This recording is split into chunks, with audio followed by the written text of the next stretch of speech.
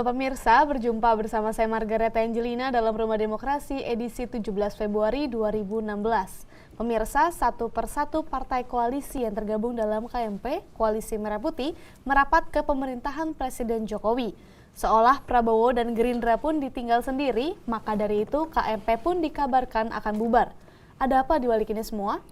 Hari ini Rumah Demokrasi akan membahas dan membicarakannya bersama dua orang narasumber kita pada hari ini, yaitu ada Bapak Jack Mojin selaku pengamat politik, dan salah satunya lagi adalah Bapak Abdul Manan Podungge, salah satu staf ahli anggota DPD RI. Halo Pak, apa kabarnya Pak? Baik, kabar Pak. Terima kasih karena telah bersedia hadir dan berbincang di Rumah Demokrasi hari ini.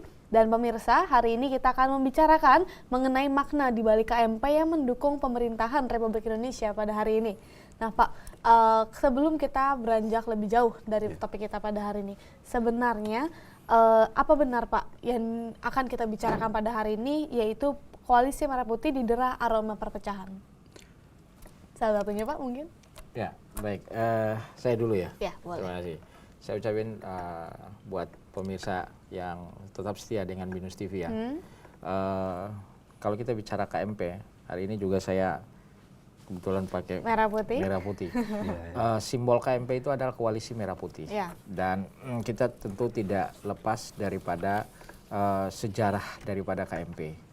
Nah, kita mengetahui bahwa lahirnya KMP itu adalah sebuah koalisi yang dibentuk dalam rangka mendukung pencalonan Pak Prabowo sebagai presiden.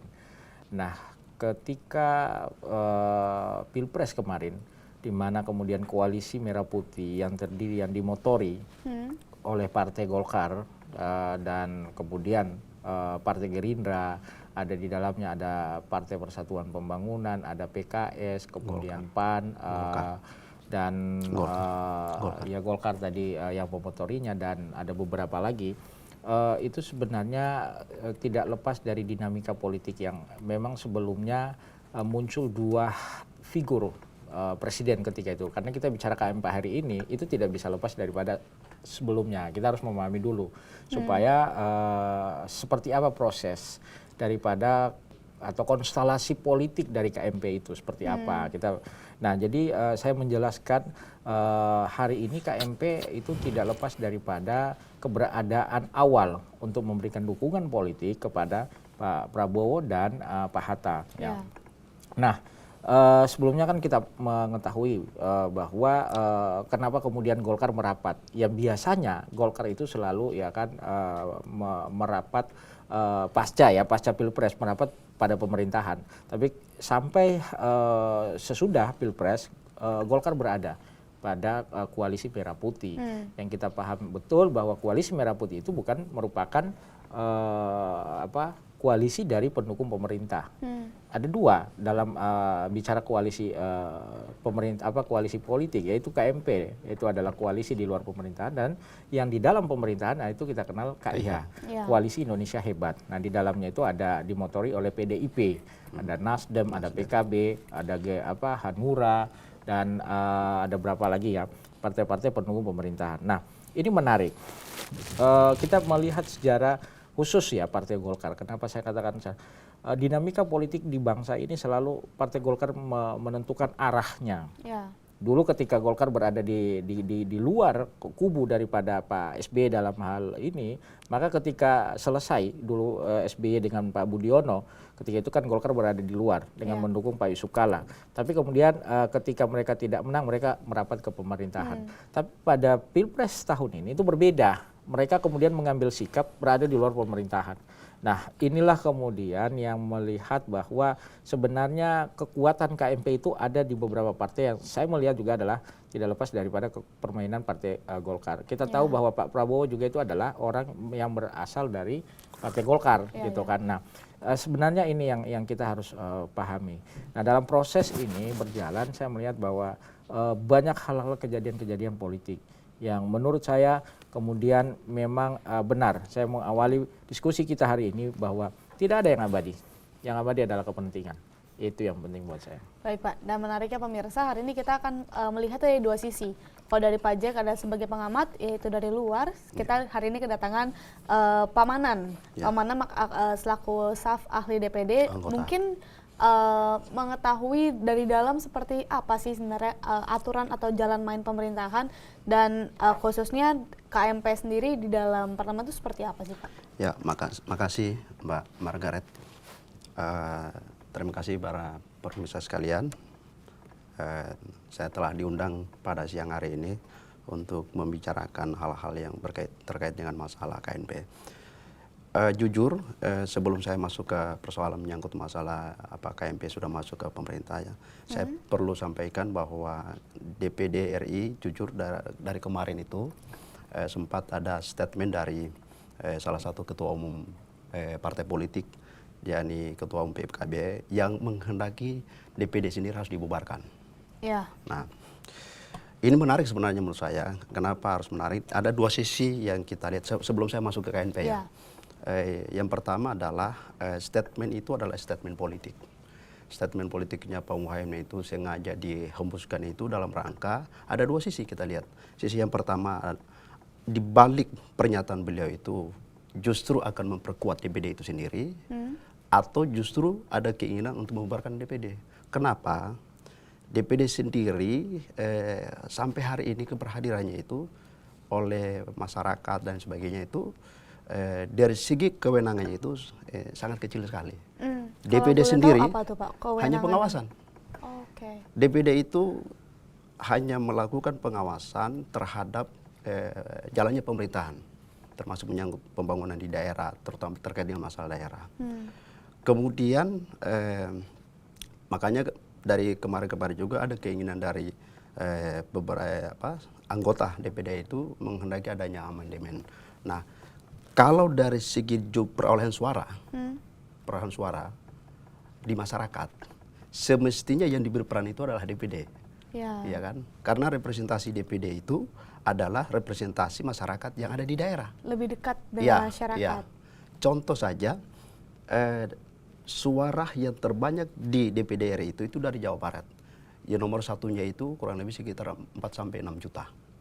Sementara di DPR sana itu kira-kira yang bisa mendapatkan suara menuju ke Senayan DPR yang diusung oleh partai politik adalah paling kecil 10-15%. 15.000. Terkait dengan masalah KNP yang sudah saat ini kita lihat sudah merapat ke pemerintah, saya kira ini lagi-lagi bicara menyangkut masalah kepentingan. Sebagaimana yang disampaikan Pak Bang Jack tadi, bahwa tidak ada yang kawan abadi, yang ada adalah kepentingan abadi. Nah, dalam konteks itu saya kira KMP sendiri itu dalam pengamatan kami itu akan pada akhirnya dia akan mendukung pemerintah. KMP. Ya kan? Ya. Saya kira sampai hari ini pun ada sinyal dari Pak Prabowo sendiri kemungkinan besar bahwa mereka akan merapat ke pemerintah. Persoalannya adalah yang terjadi hari ini di negara kita itu persoalannya sangat banyak sekali, dan itu tidak bisa diselesaikan oleh pemerintah.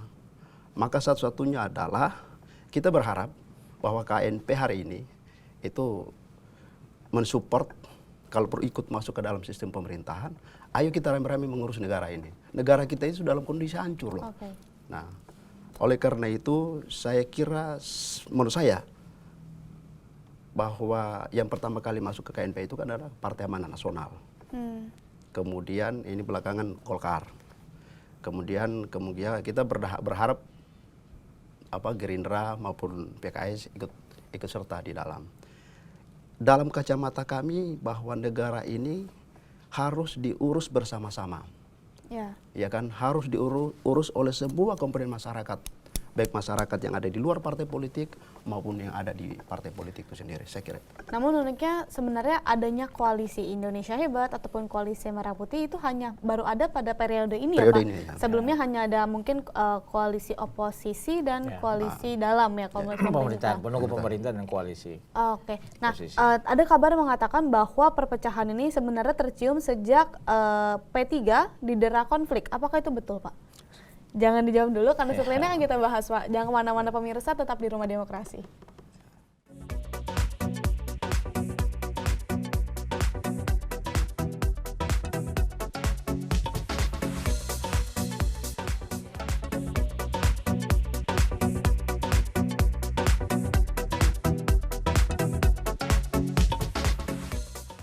Terima kasih pemirsa, Anda masih menyaksikan Rumah Demokrasi.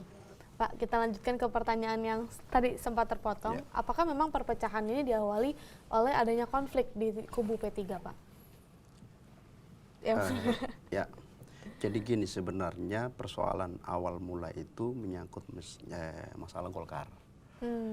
Golkar pada saat melaksanakan Munas di Bali, yang menghasilkan ketua umumnya adalah Abu Rizal Bakri dan sekjennya Idrus Marham. Nah, kemudian ketika mereka mengajukan surat keputusan dari Kemenkumham, ya kan, kemudian di satu pihak ada kubu Golkar lain yang melaksanakan Munas di Jakarta. Di Ancol. Ya, di Ancol kan, yaitu ketua umumnya siapa namanya? Agung Laksono, kemudian sekjennya Zainuddin Amali. Nah, yang jadi persoalan itu adalah termasuk P3. P3 bergabung pada Golkar pada saat ini. Nah, KMP kan KMP ini. Ya. Kemudian cerita awalnya itu, nah, yang menjadi masalah itu ketika mereka mengajukan untuk mendapatkan surat keputusan dari Kemenkumham, yang dikeluarkan itu hanya kubu Agung Laksono. Oke. Gitu loh. Nah, sehingga inilah menyebabkan konflik internal di kalangan Golkar sendiri, termasuk P3 sendiri. Nah, kubu Roma Rohmuji itu bergabung di KNP. Jan Faris itu bergabung di KNP. Kemudian Romi itu berada di kubu Jokowi JK. Nah, ini dua surat muncul juga pada selesai Muktamar P3, kemudian oleh pihak Kemenkumham itu hanya mengeluarkan surat untuk Jan Faris, gitu loh. Kemudian kubu Rohmuji itu nggak ada sama sekali, tetapi kubu Romi ini, P3 Romi ini ada di pemerintahan, kan Menteri Agamanya itu adalah P3 dari kubu Romi. Nah, itu konflik awal dari persoalan perseteruan itu, sehingga sampai hari ini berkepanjangan dan sebagainya. Sampai hari ini kan kondisi Golkar juga sampai hari ini belum tuntas masalahnya. Entah kapan munasnya kita belum tahu. Nah, terkait dengan masalah itu, kita harus bersepakat, kita harus yakini, yang kita harus sampaikan kepada masyarakat untuk mengkritisi apapun yang menjadi kebijakan pemerintah itu sah, itu tidak ada masalah. Selama kritikannya itu untuk membangun, untuk kesejahteraan, itu tidak ada masalah. Tetapi yang kita hindari jangan sampai justru dengan kondisi seperti ini, roda pemerintahan tidak jalan. Nah, ketika roda pemerintahan tidak jalan, ya efeknya adalah masyarakat itu sendiri. Nah, alhamdulillah secara pribadi saya menilai ketika ada keinginan dari kelompok-kelompok lain yang ada di KNP kemudian sudah masuk ke KIH, Koalisi Indonesia Hebat dalam pendukung Presiden Jokowi JK, itu dimotor oleh PAN, Partai Amanat Nasional lebih awal. Nah, dengan harapan apa? Ketika PAN akan bergabung di pemerintahan, akan memperkuat roda pemerintahan Presiden Jokowi JK. Pada beberapa bulan-bulan yang lalu kan Pak Amin Rais sempat mengatakan bahwa kenapa harus PAN masuk ke pemerintahan. Kita harus perkuat di pemerintahan. Tidak dalam konteks bahwa kita saling menjatuhkan dan sebagainya. Pada akhirnya apa yang dipikirkan PAN dan Pak Amin Rais itu adalah bagaimana mensejahterakan rakyat, bagaimana membangun masyarakat yang sudah terkotak-kotak, maka PAN memilih untuk itu. Alhamdulillah kita dengar juga rame-rame Golkar ingin masuk ke pemerintahan. Intinya apa?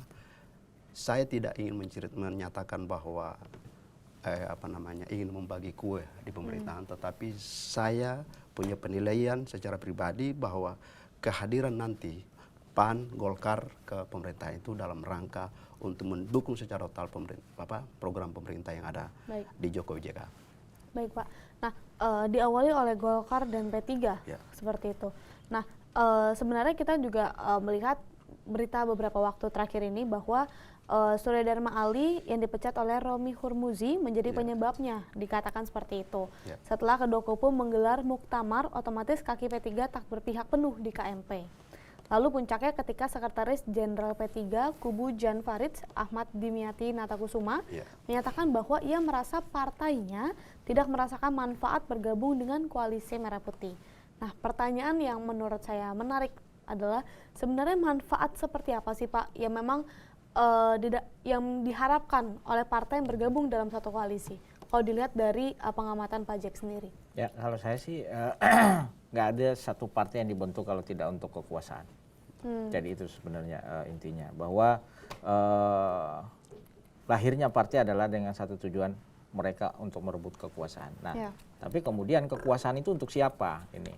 Nah, seharusnya kekuasaan kita bicara normatif itu harusnya untuk kesejahteraan rakyat.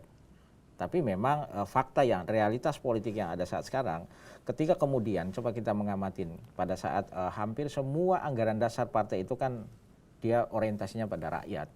Nah, ketika pada musim kampanye itu mereka luar biasa, mereka punya cara untuk bagaimana mendapatkan dukungan dari rakyat. Dan yang mereka jual itu adalah bagaimana keperpihakan mereka terhadap rakyat. Kita dulu mengenal bagaimana PDIP dalam hal ini Bu Megawati yang selalu mendengung-dengungkan adalah partai wong cilik dan seterusnya dan sebagainya. Nah, kalau kita coba menghubungkan saat ini, ya kan itu ya dalam tanda kutip hampir bisa dikatakan belum terwujud, ya kan. Dan partai apapun sebenarnya memang tidak bisa kemudian langsung mewujudkan apa yang mereka sampaikan karena yang mereka hadapin itu banyak sekali persoalan. Kita kalau jalan-jalan misalnya di masyarakat itu orang mengatakan masih lebih enak, lebih bagus hidup di zaman Orde Baru ketimbang zaman saat sekarang, ya kan. Di satu sisi ya alam demokrasi kita saat sekarang bagus, tapi di sisi lain itu tidak sangat bagus.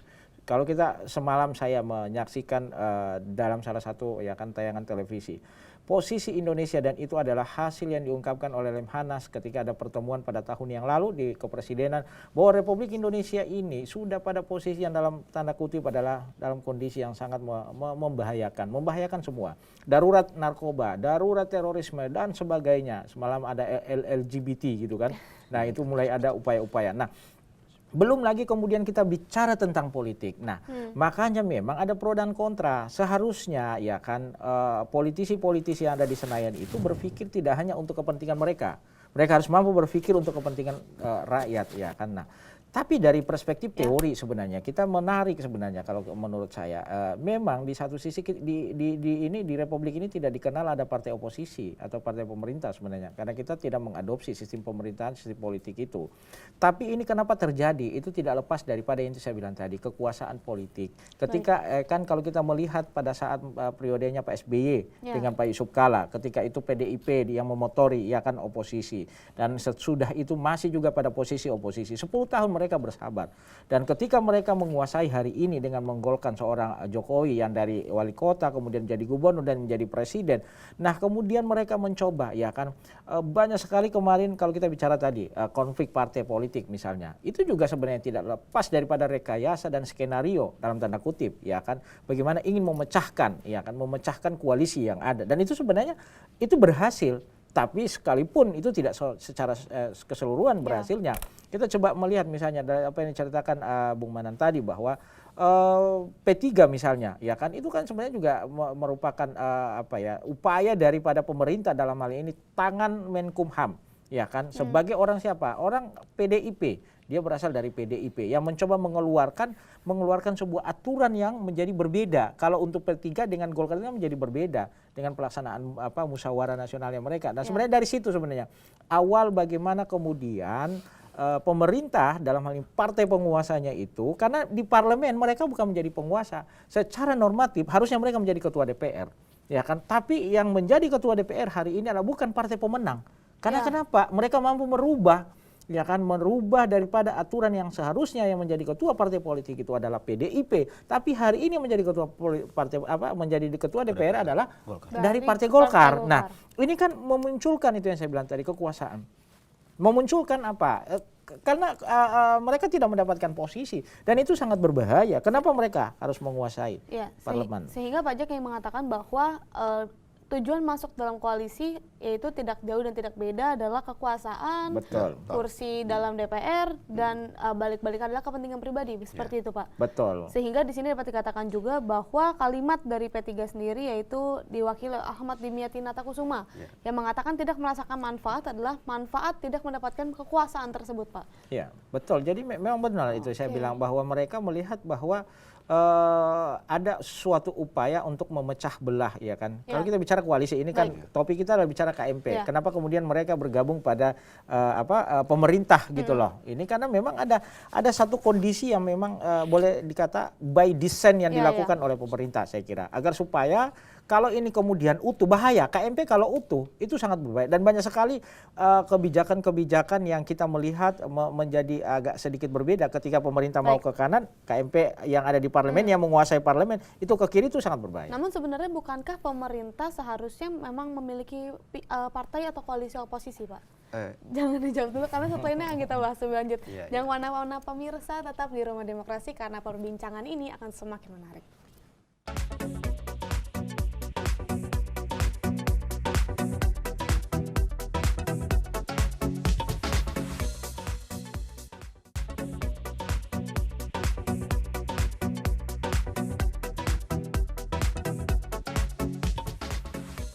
Terima kasih pemirsa, Anda masih menyaksikan Rumah Demokrasi.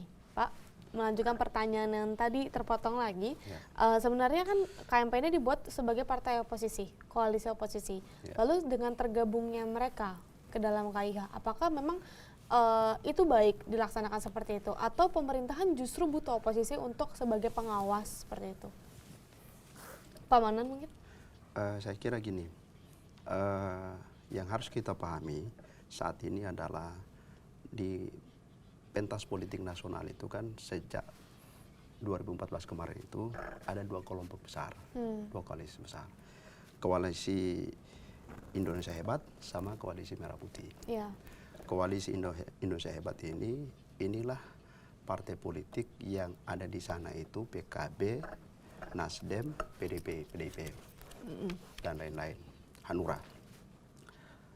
Ini dalam rangka apa? Dalam rangka untuk mengusung dan menggolkan dan mempush Jokowi dan JK menjadi presiden dan wakil presiden. KMP juga begitu. KMP itu kan di sana ada Golkar, ada PKS, ada PAN, ada P3. Awalnya mendukung Prabowo. Presiden, Prabowo dan Hatta Rajasa. Nah, setelah terpilih Jokowi, JK jadi presiden, konstelasi politik di tingkat nasional, khususnya di DPR, itu kita lihat coba.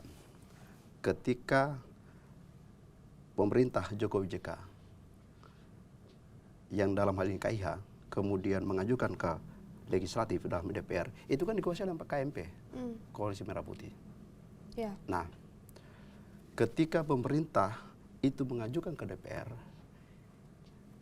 kebanyakan apa yang diajukan oleh presiden itu ditolak oleh KMP. Karena mereka pemilik hak total di parlemen. Ingat DPR itu fungsinya 3. Legislasi, kemudian budgeting, dan pengawasan. Nah, hak budgeting kan di DPR. Menentukan anggaran atau tidaknya itu kan di DPR. Nah, inilah fungsi yang betul-betul dimainkan oleh KNP kepada KIH.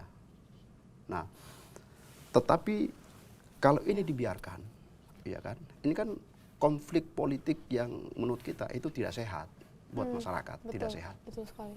Dan ke depan ini akan menjadi luka politik di generasi masa akan datang lagi. Nah, dengan harapan ketika KNP akan masuk ke KIH, masuk ke Presiden Jokowi JK, ini akan mempermudah, melancarkan proses pengajuan anggaran di DPR. Di samping sedikit bagi-bagi kekuasaan dan sebagainya. Dan itulah politik, realitas politik. Keinginannya dan kemauannya mereka adalah yang mendapatkan kue. Kue itu apa ya? Tadi kekuasaan tadi. Baik. Nah, kalau menurut Pak Jack sendiri, kita melihat bahwa KMP sekarang berbondong-bondong mendekati KIH. Lalu kalau menurut pengamatan Pak Jack, bagaimana respon dari KIH sendiri yang mungkin diwakili oleh Pak Jokowi dan partainya? Ada memang dalam beberapa perspektif ya. Kita melihat perspektif dari sudut pandang KIH. Kenapa kemudian KIH ingin mencoba memecah KMP? Karena realitas politik hari ini di DPR yang menguasai KMP. Itu satu. Yang kedua, kenapa kemudian KMP ada keinginan mau merapat ke pemerintahan? Karena pemerintah melalui tangannya yang ada di Kemenkumham, karena mereka tidak bisa melawan, kalau ini partai-partai di KMP ini solid, tidak ada pecah, maka kemudian bisa itu sebenarnya bisa mereka untuk tetap berada di KMP. Ini kan strategisnya yang diambil oleh pemerintah itu dipecah dulu, ada dibikin dualisme dulu. Adanya P3 dualisme, Golkar dualisme, dan masing-masing kan isu yang pertama kita coba lihat kenapa kemudian Agung Laksono dalam hal ini Golkar ingin membentuk kepengurusan baru, karena mereka ingin melakukan dukungan politik terhadap Jokowi. Begitu juga sebaliknya isu itu. Tapi hari ini kalau kita melihat kembali Rapimnas Golkar di Borobudur, itu kan mengatakan memberikan dukungan dan hadir Pak RI 2, kemudian Menkumham, Mendagri dan sebagainya. Konstelasi kan menjadi berubah. Apa yang menjadi jualannya Pak Agung?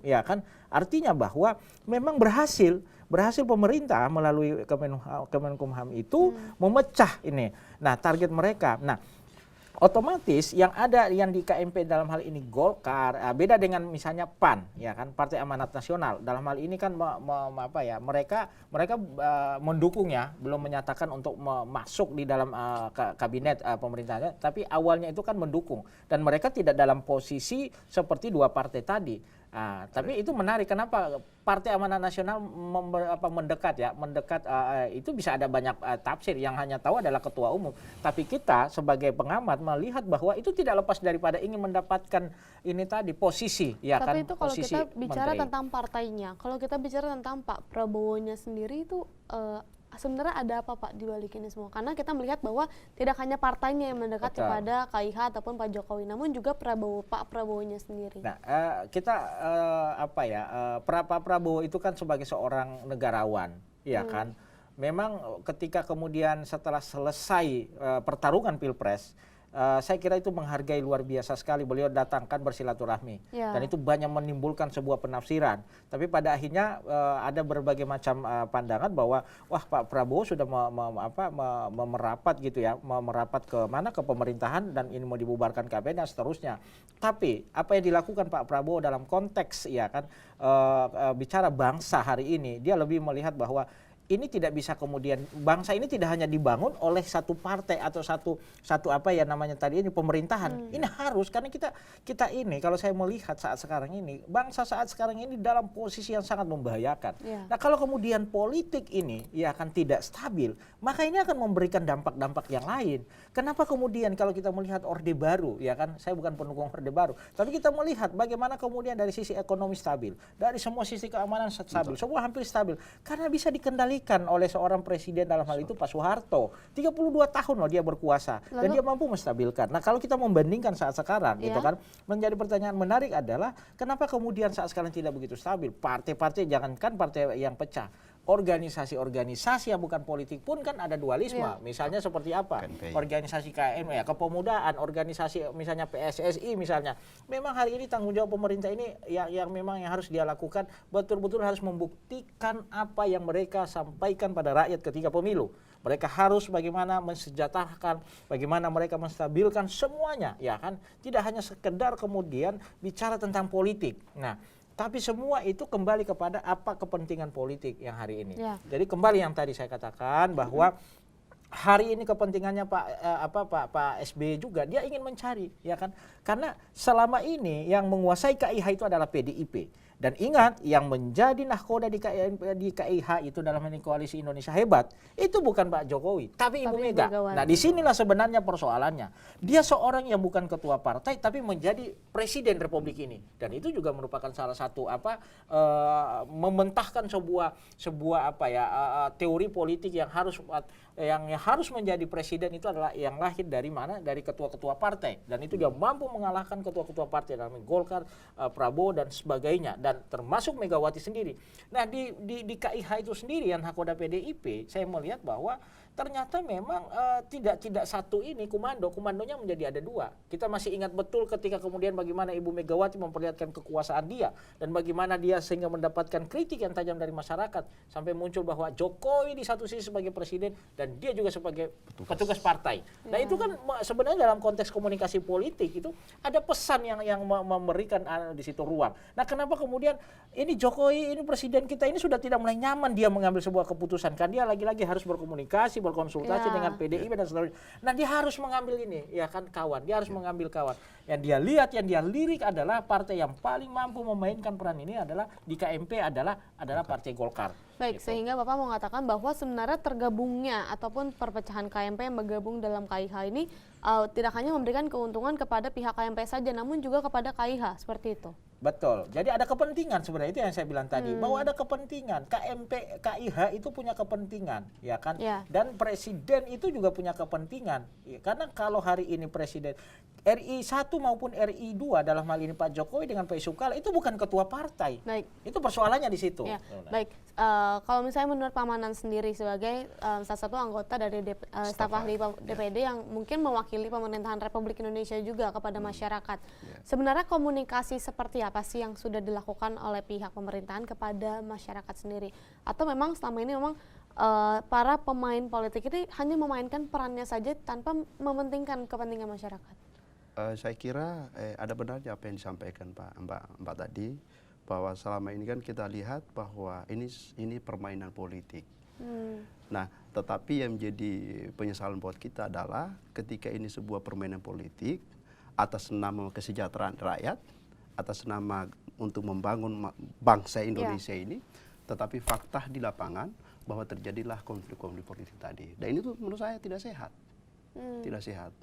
Baik. Dan kalau itu terjadi, ke depan ini akan menjadi bumerang persoalan generasi-generasi politik di masa yang akan datang. Ya. Dan itu bahaya buat kita. Apalagi kondisi sekarang negara kita dalam kondisi ya sangat bahaya.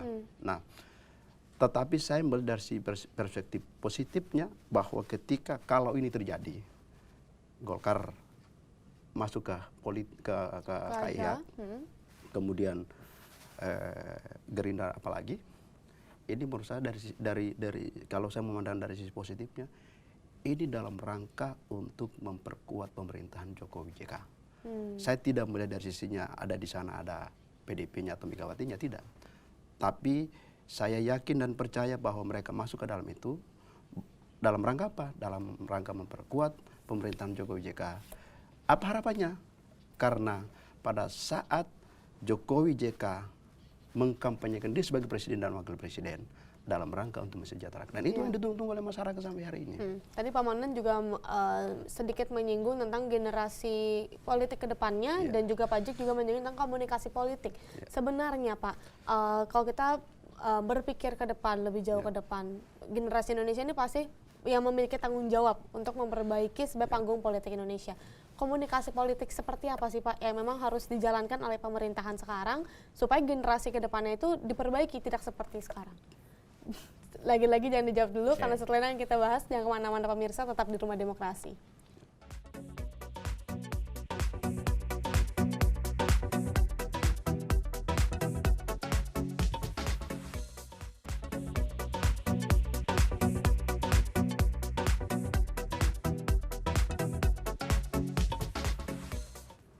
Terima kasih pemirsa, Anda masih menyaksikan Rumah Demokrasi dan tidak terasa Pak, kita sudah sampai ke segmen terakhir. Masih melanjutkan pertanyaan yang tadi terpotong. Sebenarnya komunikasi politik seperti apa yang harus dilakukan oleh pemerintah Indonesia saat ini supaya generasi Indonesia mungkin dapat melakukan perbaikan dan juga dapat mengawasinya dengan baik Pak, menurut Pak Jek? Ya, tentu kalau kita bicara komunikasi politik, ya saya kembali aja apa yang mereka sampaikan ketika kampanye. Apa yang dijanjikan oleh Pak Jokowi, oleh PDIP, oleh KIH, itu yang harus dibuktikan. Iya, itu yang paling penting. Nah hari ini sudah terbukti nggak? Ya kan, rakyat sudah sejahtera nggak? Perekonomiannya sudah sejahtera nggak? Itu yang paling penting itu. Jadi komunikasi politik yang pertama yang harus dilakukan oleh pemerintah adalah membuktikan apa yang mereka janjikan pada rakyat. Dan itu dituntut. Manakala itu tidak tercapai, mereka akan dihukum. pada saat pemilu akan datang tidak akan dipilih. Itu percaya. Yang kedua, menurut saya bahwa komunikasi politik yang harus dilakukan oleh semua partai-partai yang ada, baik KIH maupun KMP, adalah harus ditujukan untuk bagaimana rakyat ini sejahtera. Tidak bisa kemudian hanya mencapai kepentingan politik mereka, tapi bagaimana mereka menjadikan apa yang mereka janjikan itu mereka harus wujudkan untuk menciptakan yang paling penting adalah stabilitas politik. Ya kan? Jangan kemudian hanya karena kepentingan kekuasaan lantas ya kan mereka korbankan. Ada rakyat. Ini rakyat loh lagi membutuhkan. Kalau tidak rakyat marah lagi nih. Ya kan itu. Sehingga ada 2 titik poin ya Pak ya. Yang pertama adalah merealisasikan apa yang sudah dijanjikan di awal kampanye, dan yang kedua realisasi itu tujuannya harus satu, yaitu mensejahterakan masyarakat Indonesia. Kalau menurut Pak Manan sendiri, apa sih yang harus dilakukan oleh pemerintah Indonesia nih Pak sekarang? Ya, yang penting sebagaimana pernyataan Presiden Jokowi pada saat waktu pelantikan, bahwa ketika dia telah memilih menteri dan pembantu-pembantunya itu adalah kabinet kerja dan kerja. Ya kan? Nah, itulah yang ditunggu oleh masyarakat. Kerjanya apa yang dikerjakan, dan apa yang sudah dilakukan oleh pemerintah Jokowi JK. Nah, itu sisi dari pembangunan. Di sisi lain, komunikasi politik yang harus dikedepankan oleh pemerintah adalah maupun yang ada di DPR. Coba marilah kita mengedepankan politik yang arif lah. Ya. Selama ini kan ketika mereka melakukan memberikan statement dan sebagainya itu justru tidak menyejukkan masyarakat sendiri. Nah, makanya menurut kita bahwa perbaikilah komunikasi politik yang santun, yang sopan. Ya, benar-benar bahwa kita menunjukkan bahwa kita adalah seorang pemimpin, seorang yang dipilih oleh masyarakat, adalah seorang pemimpin yang betul-betul menjadi seorang negarawan. Dan itu tidak ada hampir hari ini. Baik. Itu kita butuhkan. Sehingga yang sebenarnya ingin kita ciptakan adalah generasi Indonesia ya Pak ya. Generasi Indonesia yang tidak seperti sekarang ini, yang dapat memperbaiki panggung politik Indonesia.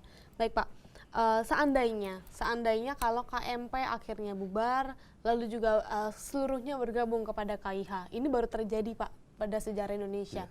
Lalu titik-titik poin atau fokus apa sih Pak yang kita harus awasi atau yang harus kita berikan konsentrasi penuh sehingga berujung pada kesejahteraan Indonesia, lagi-lagi bukan kepada kekuasaan sepihak semata?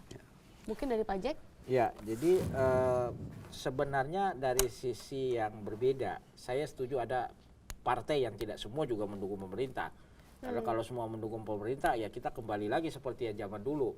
Ya kan, biarkanlah kemudian partai itu berada di luar, maksud saya adalah sebagai untuk mengontrol. Tapi kontrolnya itu ada bersifat konstruktif, ya kan, bukan didasarkan atas politik gitu kan.